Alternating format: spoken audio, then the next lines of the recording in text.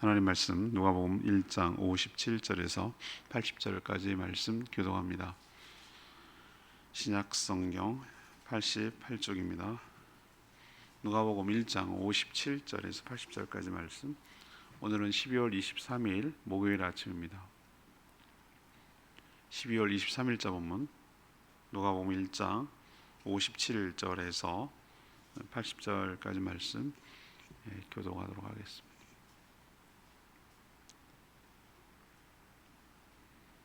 엘리사벳이 해산할 기한이 차서 아들을 낳으니 이웃과 친족이 주께서 그를 크게 긍휼히 여기심을 듣고 함께 즐거워하더라.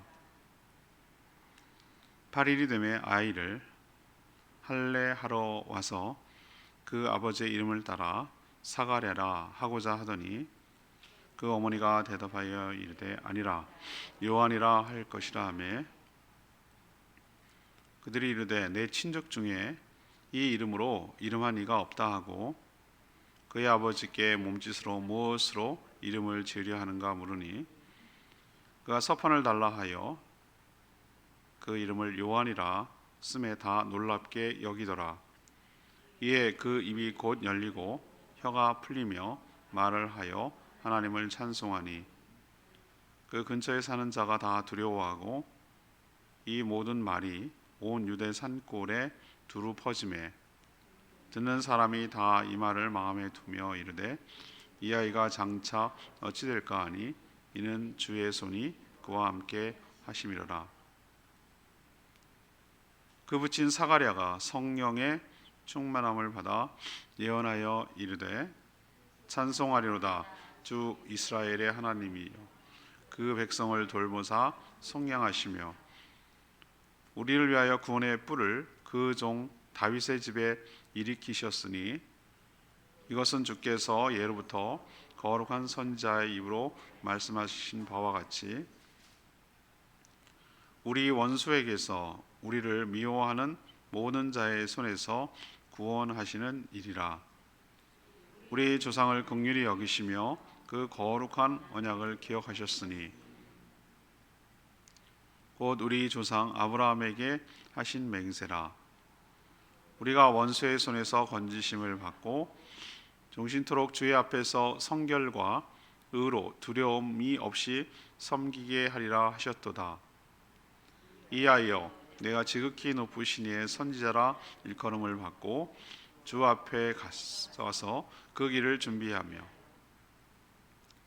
주의 백성의 그 죄 사함으로 말미암는 구원을 알게 하리니 이는 우리 하나님의 긍휼로 인함이라.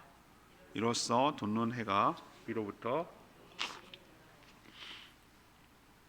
어둠과 죽음의 그늘에 앉은 자에게 비치고 우리 발을 평강의 길로 인도하시리로다 하니라. 아이가 자라며 심령이 강화해지며 이스라엘이 나타나는 날까지 빈들에 있으리라. 아멘.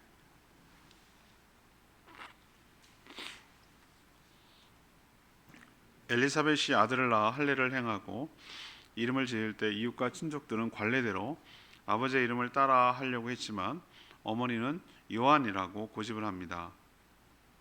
아버지 사가랴 말 못하게 됐죠.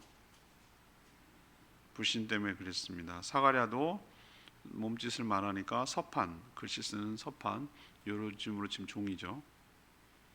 요한이라고 씁니다. 그래서 요한임을 쓰고 확인을 하자 그때 비로소 묶였던 입이 열려서 자신의 아들이 장차 오실 메시아를 예비하는 그런 세례 요한 엘리야의 역할을 감당하게 될 것이라고 말을 합니다. 하나님은 백성들을 구원하기 위해서 메시아를 보낼 것을 예언했는데 그 준비하는 일을 아들 세례 요한이 감당하게 될 것임을 예언합니다. 오늘 질문은 하나님의 뜻은 어떻게 실현됩니까? 하나님의 뜻은 어떻게 실현됩니까? 이것이 오늘 질문입니다.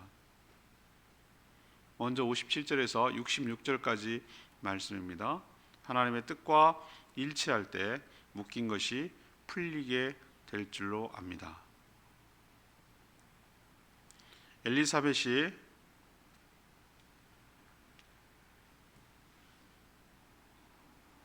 해산할 때가 되어 아들을 낳았는데 이웃과 친족은 축하하면서 8일, 생후 8일 남자아이는 할례를 받는 날이죠. 할례를 받을 때 그때 이름을 부여하는 것 같아요. 관례대로 아들의 이름을 아버지의 이름으로 정하래요. 우리도 보면 무슨 1세, 2세, 3세 뭐 이런 표현을 쓰잖아요.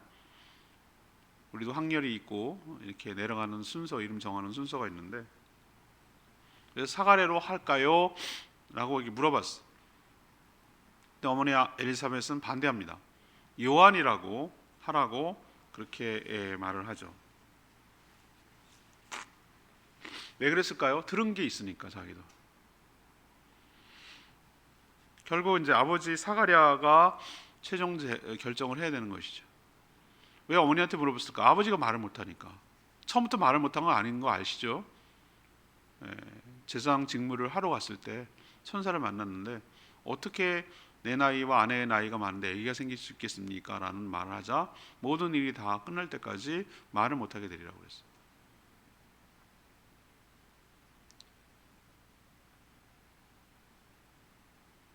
사가랴가 결국 서판에다가 어머니 엘리사벳과 마찬가지로 요한, 아들의 이름을 요한이라고 쓰자 주변은 상당히 놀랐습니다. 계속 내려오던 관례와 많이 벗어났기 때문이죠. 근데 더 놀란 것은 뭐냐? 그렇게 요한이라고 쓰자, 서판에 쓰자 사가랴의 입이 열리고 혀가 풀려서 말을 다시 할 수 있게 되고 하나님을 찬양하고 하나님을 말씀을 예언하는, 성령 충만함으로 예언하는 사람이 되었습니다. 그 소문이 주변은 물론 오늘 표현에 뭐냐면은 유대 땅 산골에 있는 마을마다 퍼져나갔다. 신기한 일이니까. 말을 못하던 사람이 말을 다시 하게 됐으니까. 이게 더 놀라운 것이죠. 저 집안의 아들이 관례대로 쓰지 않고 특별하게 요한이라고 쓴 것이 놀라운 것도 있지만 맡겼던 말이 혀가 풀리고 다시 말을 할 수 있게 된 것이 더 신기하고 놀라운 기적처럼 다가왔던 것이에요. 아까도 말했지만 왜 묶였죠? 왜 막혔죠? 하나님의 말씀을 온전히 믿지 못하기 때문에. 믿지 못한 상태에서 계속 말을 하면 어떻게 되죠? 계속 불신의 말만 하죠. 악영향을 끼치잖아요. 그럴 땐 차라리 입을 다무는 게 나은데, 하나님께서 온전히 믿지 못하는 사람이 계속 무슨 말을 하면 그것이 하나님의 뜻을 어그러지게 하고 하나님 영광 가리니까 차라리 입을 닫게 만드신 것이에요. 그렇지만 다시 믿음으로 순종하는 것이죠. 사실이구나. 정말 하나님께서 하신 말씀은 맞구나. 이 늙은 두 부부에게도 아이가 생기는구나. 그리고 이 아이는 보통 아이가 아니구나. 내가 그동안 믿지 못하고 순종하지 못한 죄를 회개하고 아들을 이름을 요한이라고 하겠습니다. 이 말은 쓴다는 얘기는 하나님의 뜻을 받아들이고 이제야 하나님의 뜻을 믿겠습니다 라는 표시로 뭐라고 지을까요? 아들 이름을 요한이라고 하라고. 자기 집안에 내려오는 거와는 어긋나게 하나님 뜻에 꺾고 자기 뜻을 꺾고 자기 의심과 불신을 꺾고 하나님의 뜻에 순종하는 거예요. 그럴 때 터지고 묶였던 것이 풀리는 역사가 일어나게 될 줄로 믿습니다. 이건 우리에게 굉장히 주는 도전이 큰 거예요. 우리도 살면서 이런저런 묶이고 막힐 때가 있어요. 요한은, 아니 사가랴는 입이 말을 못하는 것으로 묶였죠. 우리는 여러 가지 묶임이 있을 수 있어요. 어떤 사람은 경제적으로 돈이 묶여버리는, 어떤 사람은 관계가 묶이는, 어떤 사람은 건강이 묶여버리고 여러 가지 묶임이 있어요. 막힐 때가 있어요. 그러나 자신의 뜻을 하나님의 뜻에다가 온전히 맞추고 그리고 온전히 순종하고 그 뜻을 받아들이고 그 뜻에 순종하게 될 때, 그리고 하나님께서 풀어주시기를 믿음으로 기다릴 때 모든 불신이 의심이 사라지고 하나님을 신뢰하게 될 때 그 모든 묶였던 것, 그 모든 막혔던 것이 열리고 풀리고 해결되는 역사가 일어나게 될 줄로 믿습니다. 이것이 우리에게 주는 도전이에요. 두 번째는 67절에서 75절까지 말씀. 하나님의 뜻은 어떻게 실현됩니까? 하나님의 뜻은 예수님을 보내 구원하려는 것, 이것을 통해서 실현합니다. 입이 열린 사가랴는 성령의 충만함을 받아 자신의 아들 요한이 예비할 메시아에 대해서 예언하기 시작해요. 자기 아들보다 자기 아들이 준비할 그 길을 예비할 메시아가 더 자기는 중요한 거예요. 자기 자녀가 메시아로 태어날 거라는 그거보다 어떻게 보면 훨씬 낮은데도 불구하고 그 메시아를 준비하는 아들 준비하는 그것도 얼마나 귀하고 가치 있는 일인지에 대해서 알지만 자신의 아들의 준비할 그 메시아 오실 그분이 얼마나 중요한 분이고 위대한 분인지에 대해서 성령 충만하니까 얘기를 하는 거예요. 자기 자녀에 대해서 얘기하는 게 아니라 메시아에 대해서 얘기하는 거예요. 하나님은 67절에 쭉 이것도 사가랴의 예언이고 노래이기도 해요. 하나님은 언약대로 다윗의 집에 구원의 뿔은 상징적이에요. 구원의 뿔은 뿔 그러면은 어떤 통치자를 상징하기 때문에 다윗의 집에 구원의 뿔을 일으켜 당신의 백성들을 원수 사탄 마귀와 미워하는 모든 자로부터 구원하시려고 아들 예수 그리스도를 이 땅에 보내셨다고 말합니다. 이 언약은 아브라함부터 계속 내려온 것이며 이제 때가 되어 백성들을 원수의 손에서 건지셨고 하나님 앞에서 성결함, 거룩함과 의로 두려움 없이 섬기게 하시려고. 왜? 그전에는 성결도 없었고 의로움도 없었어요. 하나님 앞에 죄인이 가면 두려워서 심판받아 죽을까 두려워할 정도로 거리감이 있고 단절된 상태였어요. 그러나 예수 그리스도께서 오셔서 모든 속죄함을 통하여 하나님 앞에 의와 성결로 살아가고 두려움 없이 섬길 수 있도록 하시려고 아들 예수 그리스도를 이 땅에 보내셨다라고 메시아의 오심과 그 의미를 정확하게 설명하고 있어요. 이건 성령 충만하기 때문에 가능한 거예요. 이처럼 하나님은 언약을 기억하시고 그대로 지키시는 신실한 분임을 고백하고 있습니다. 지금도 어떻습니까? 신실하신 하나님이 어디 갔나요? 이들은 처음 이 땅에 오시는 메시아를 고대하고 이렇게 기뻐했어요. 우리는 뭘 기대해야 됩니까? 뭘 믿어야 됩니까? 다시 오실 주님. 마지막 때 추수가 끝나면 왕으로 이 땅을 심판하시기 위해 예수 그리스도, 주 예수 그리스도께서는 다시 오실 줄로 믿습니다. 하나님의 때와 하나님의 방법은 우리의 생각과 달라요. 사가랴가 자신의 스케줄, 자신의 방식, 자기네 계획대로 오지 않으니까 당황하고 묻지 못하고 있지만 하나님의 지혜와 하나님의 방법은 우리 생각을 초월합니다.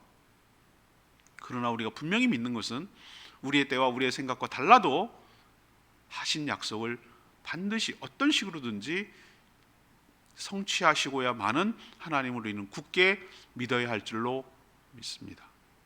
주님은 다시 오시고 구원하시고 심판을 행하실 줄로 압니다. 그 약속은 반드시 실현될 것이에요.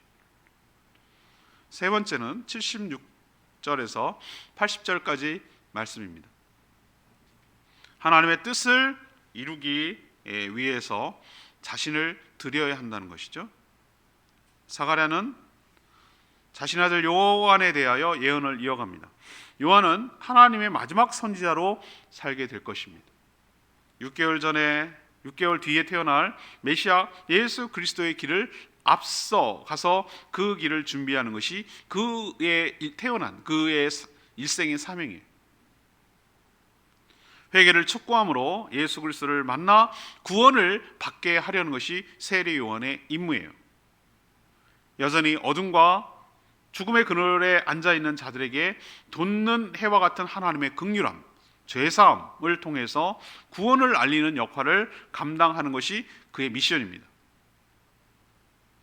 요한은 몸이 자라고 심령이 강해지면서 사역을 감당하기 전까지 빈들, 곧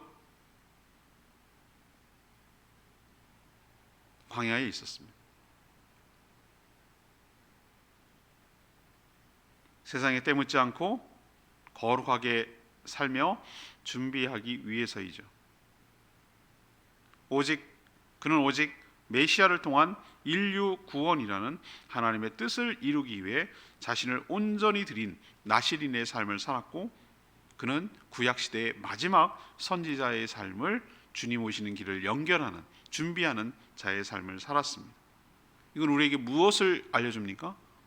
우리 역시 세례 요한처럼 나시린의 거룩한 들판, 광야, 새 속에 물들지 아니하고 거룩하게 살고 주님을 전하며 주님 오실 길을 예비하는, 다시 오실 주님을 맞이하는, 준비하는 세례 요한, 나시린의 삶을 사랑하는 저와 여러분 되기를 소망합니다.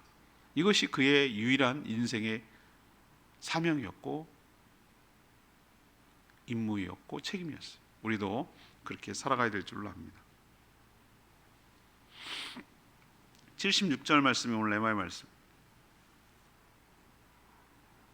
이하여 내가 지극히 높으신 이의 선지자라 일컬음을 받고 주 앞에 앞서가서 그 길을 준비하며. 누가 누구에게 한 말입니까? 아버지 사가랴가 이제 태어난 세례 요한, 자기 아들 세례 요한을 두고 그가 어떤 삶을 살게 될 것임을 성령 충만하여 예언한 말씀입니다. 세례 요한의 삶이 지금도 필요합니까? 필요합니다. 왜? 주님은 다시 오시기 때문입니다. 오고 나면 다시는 구원의 기회는 없습니다. 오기 전에 예수를 믿어야 되는 것이죠. 그의 길을 예비한다는 것이는 그분만이 유일한 구원의 길이며 그분이 유일한 하나님의 아들이심을, 하나님의 구원의 방법임을 알려서 한 사람이라도 더 구원을 받게 하려는 것, 이게 세례 요한의 삶을 닮아가고 따르는 삶일 줄로 압니다. 하나님은 신실한 분이기 때문에 다시 오신다고 약속하셨고 반드시 그 약속을 실행하실 줄 압니다. 그러니까 우리도 세례 요한처럼 거룩한 나시린의 삶, 그리고 주님 오실 길을 예비하며 전하는 선지자의 삶을 살아가는 저와 여러분 되기를 소망합니다. 오늘 말씀 붙들고 기도하기 전에 찬양집 46장 찬양집 46장 부르고 기도하겠습니다.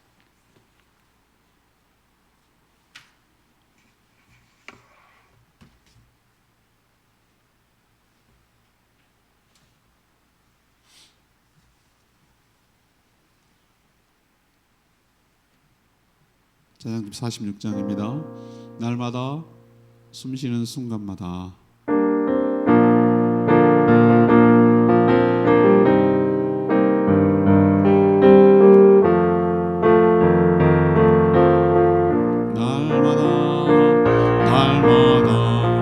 숨쉬는 순간마다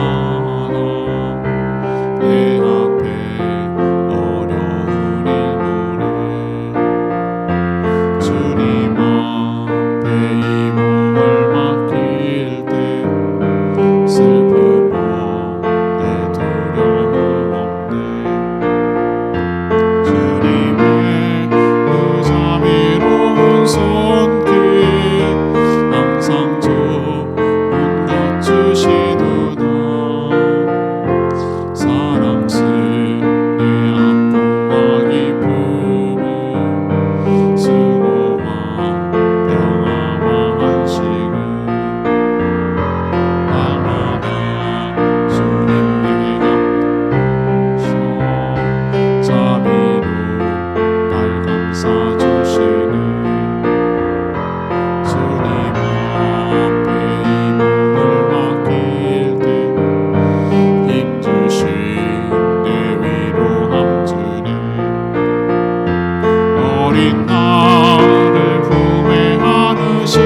주시사 항상 평안함 주시도다.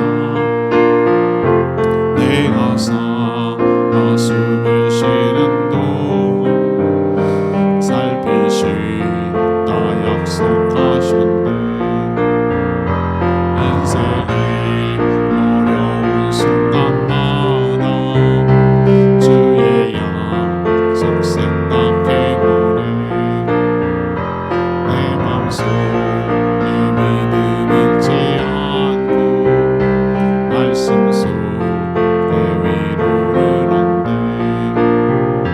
주님의 눈없이 바라보며 모든 어려움이 기도나 흘러가는 순간순간마다 주님 약속 새겨봅니다. 그렇습니다. 오늘 세례요한의 삶 준비하는 걸 보면서 그렇구나, 우리도 주님 오시기를 예비하는 나시린과 선지자의 삶을 살아야 될 것임을 깨닫게 되고, 사가랴가 입이 풀리는 것을 보고 우리의 맡겼던 모든 것, 묶였던 모든 것이 풀리는 것은 우리가 의심과 불신을 걷어내고 믿음으로 순종하는 그 순간, 요한이라고 서판에 쓰는 그 순간, 자기 자녀의 이름을 요한이라고 정하는 그 순간, 하나님의 뜻에 맞추고 순종하겠다고 결단하고 하는 순간, 그 순간에 우리가 맡겼던 모든 것들도 풀리고 열리는 모든 역사가 일어나게 될 줄로 믿습니다. 주여 풀어주시옵소서. 주여 맡겼던 것이 풀리게 하여 주시옵시고 해결되게 하여 주시고 성령 충만함으로 다시 오실 주님을 예비하며 살게 해달라고 주여 외치며 기도합니다. 주여 하나님, 날마다 숨쉬는 순간마다 자비로 감싸 주시네.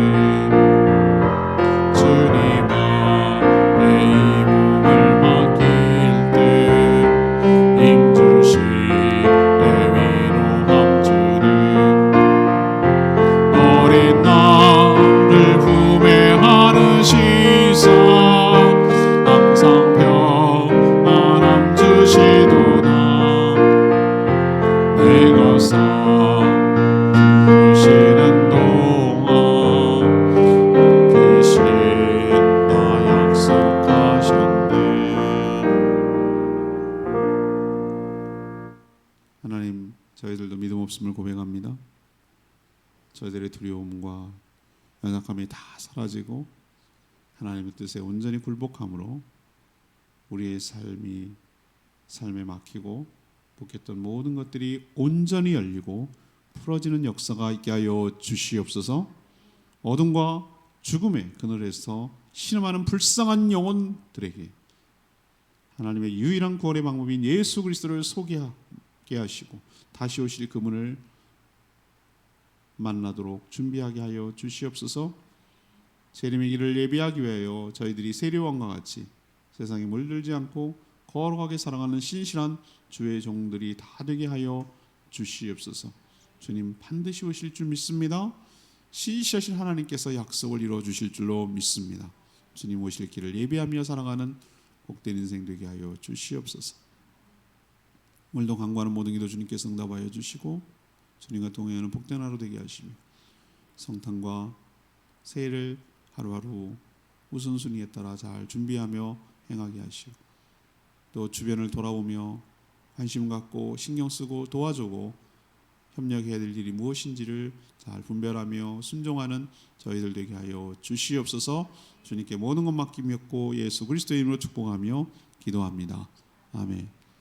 오늘 하루도 주님의 은혜 가운데 살아가는 복된 하루 되기를 축복합니다. 충분히 기도하고 시작하겠습니다.